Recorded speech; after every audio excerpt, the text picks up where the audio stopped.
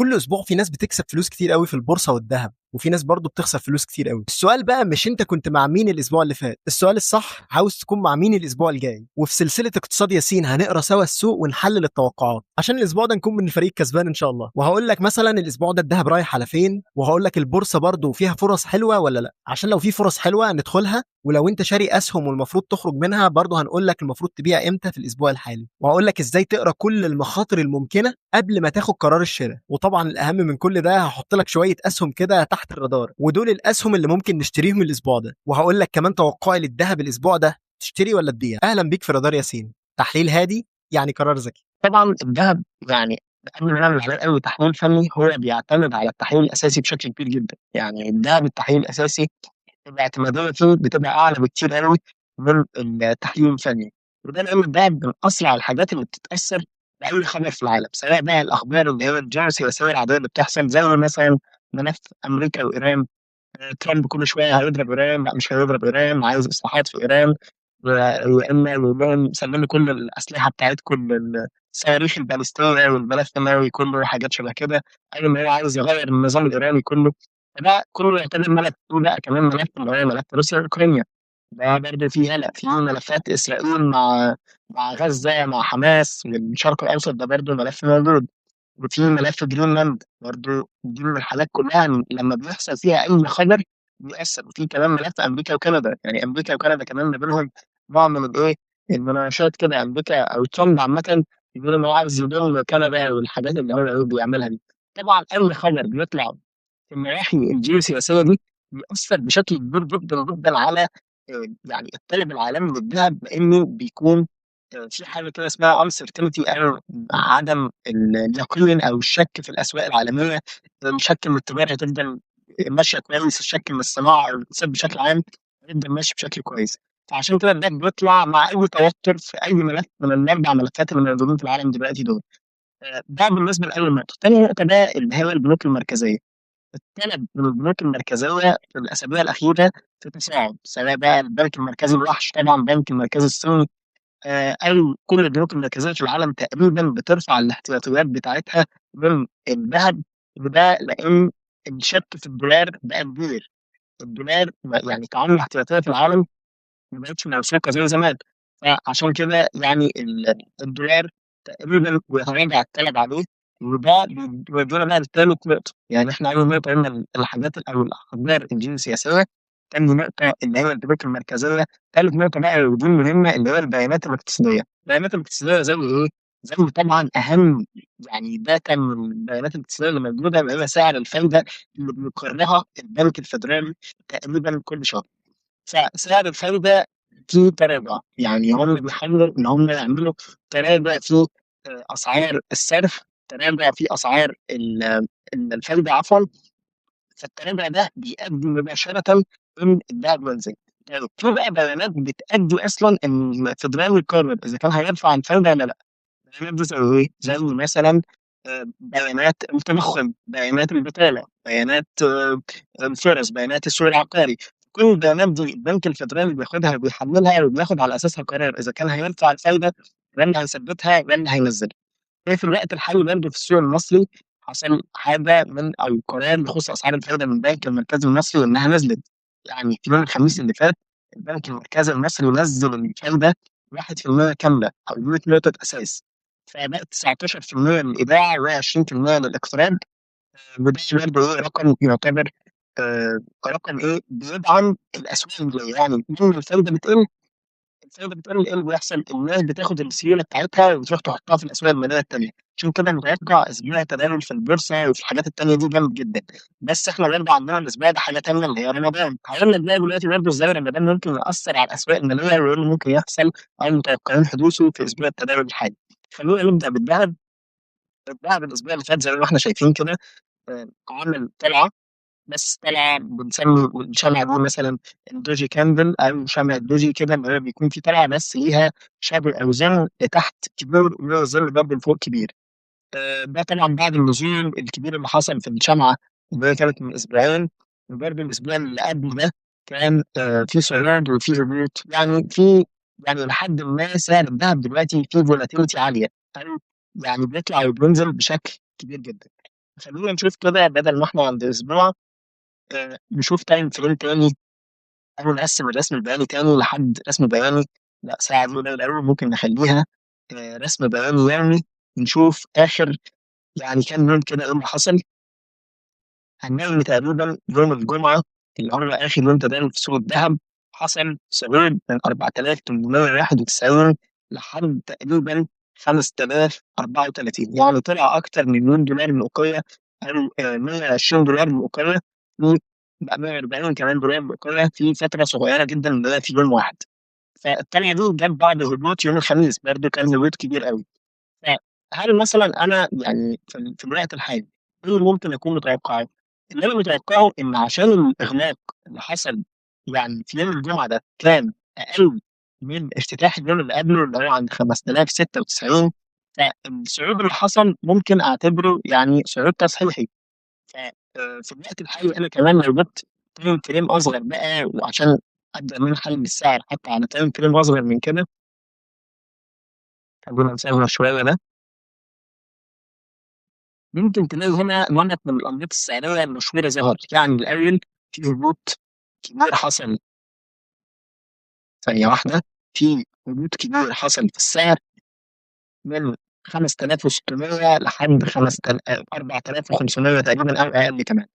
وبعدين السعر طلع، لكن بيواجه منطقة مقاومة قوية جدا هنا. يعني هتلاقي إن السعر كل ما بيطلع كده بيجي عند المنطقة دي، خلينا نرسمها كده كمنطقة دي المقاومة. المنطقة دي السعر بيرتد من عندها وتقريبا ما قدرش يكسرها ولا المرة دي ولا المرة دي، يعني يرتد من عندها مرتين، وكل مرة بينزل من عندها بعمق، يعني نزل نزول عنيف جدا في الحتة دي. والسعر دلوقتي بيقرب تاني من مناطق المقاومة دي.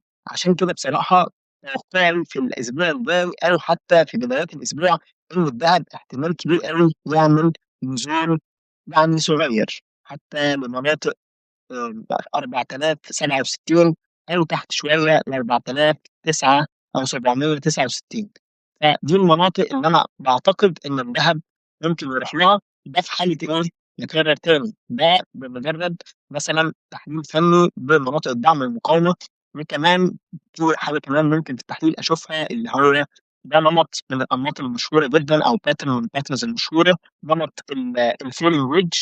يعني لما بيبقى في ترند هابط كده وبعدين بيكون في بعده صعود، والصعود ده بيفضل يضيق، وكمان حصل كسر هنا بالمنطقة في الناحية دي.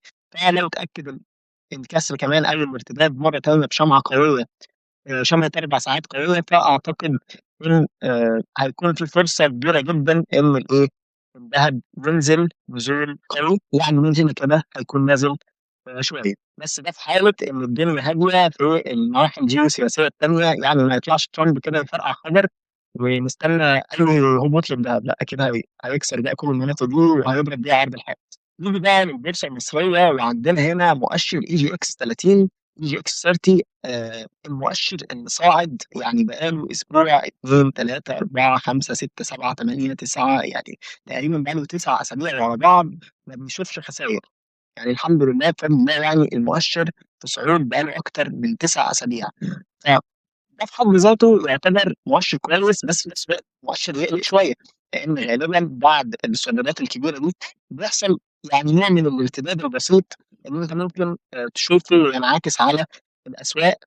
حتى بيجمع سيولة كده، أو مثلا مستثمرين يبدأوا إن هم ياخدوا أرباحهم ويقفلوا بعض الصفقات وبيطلعوا مرة تانية. فخلينا برضه نبص على المؤشر اي جي اكس 30 بس على الشارت اليومي او شمعة الوان دي، هنلاقي ان تقريبا برضه اخر يوم كان قوي جدا اللي هو يوم الاحد. كان يوم تداول يعني قوي جدا جدا جدا. المؤشر طلع فيه عدد كبير قوي قوي من النقط، طلع من 50,600 ل 52,300. فده صعود كبير جدا. غالبا ممكن يتبع ان يعني ارتداد بسيط ولا يكسر بقى المستوى الحالي ده اللي احنا فيه. يعني لو بدأ ان هو يطلع بقوه ممكن نلاقي ان ده بدايه ترند صاعد قوي جديد. ف بشكل عام البورصه المصريه، خصوصا ان احنا داخلين على رمضان، تفتكر ايه اللي بيحصل فيها؟ بس بناء على البيانات اللي قبل كده وكل شهور رمضان اللي عدت مثلا في البورصه، يعني انا بستثمر في البورصه من حوالي 5 سنين، ممكن مش كتير، بس في ال5 سنين دول لاحظت نمط يعني معين في الرمضان. أنت ممكن تكون متوقع إن أسهم الأغذية مثلًا زي إيه، زي زهايمر وبورمان والحاجات دي، تلاقي الناس بقى بتجيب عصير والحاجات دي، فممكن ده يأثّر على الشركة. لكن اللي بيحصل مش دايمًا ليه علاقة، يعني ما فيش علاقة واضحة ما بين شهر رمضان وما بين أسعار الأسهم على مدار مثلًا الفترة الكبيرة اللي فاتت، ما فيش علاقة واضحة كده وصريحة تقول لك البورصة هتطلع عشان رمضان جاي، أو أسهم الغذاء هتطلع، أو أسهم مثلًا الطاقة هتقل عشان الناس مش هتشتغل والّا حاجة، لأ ما فيش حاجة بشكل صريح بتدل على ده، وإن كان بيحصل شوية. يعني مثلًا الأسبوع اللي فات أسهم الدواجن تقريبًا طلعت بحوالي 10%، وده لحد ما معتاد قبل رمضان ما فيش مشكلة. لكن في العادي ما رمضان ما بيأثّرش، لكن اللي بيأثّر في رمضان ده هو حجم التداول أو الvolume. كلمة volume أو حجم التداول هو الحجم اللي بيحصل بيه أو عليه تداول في خلال مدة زمنية معيّنة. فحجم التداول في رمضان غالبًا بيقل، لإن في مستثمرين كتير جدًا أفراد، وغالبًا بيكونوا أفراد يعني بيقللوا حجم تداولهم، أو بيقللوا أصلًا تواجدهم على الشاشة أو على الأسواق المالية في رمضان. يعني في مصر بالذات بيحاول بقى إن هو مثلًا حد بينشغل بالعبادات، حد مثلًا بيقلل شغله في رمضان، وقته بيكون قليل، حاجات كتير شبه كده. فعشان كده حجم التداول بيقل، فلمّا حجم التداول بيقل ده بيزوّد يعني إمكانية إن السهم يطلع وينزل كتير أوي في نفس الجلسة، أو في مدة زمنية قصيرة. يعني مثلًا أنا دلوقتي لو السهم ده بيتم عليه مليون عملية في اليوم، يعني أو مليون سهم، يعني الناس مليون واحد بيشتري ومليون واحد بيبيع في نفس اليوم، ممكن في رمضان الحجم ده يقل شوية يبقى مثلًا 700.000. فالسيولة اللي محتاجها السعر عشان يطلع مثلًا من 10 جنيه ل10.5، كان مثلًا رقم كبير، الرقم ده هيقل شوية. هتلاقي الأسعار بتتحرك لفوق وتحت كتير نسبيًا في رمضان عن باقي الأيام، لكن ده برضه يعني نسبة ضئيلة جدًا، مش اللي هو التأثير الضخم أو التأثير العملاق.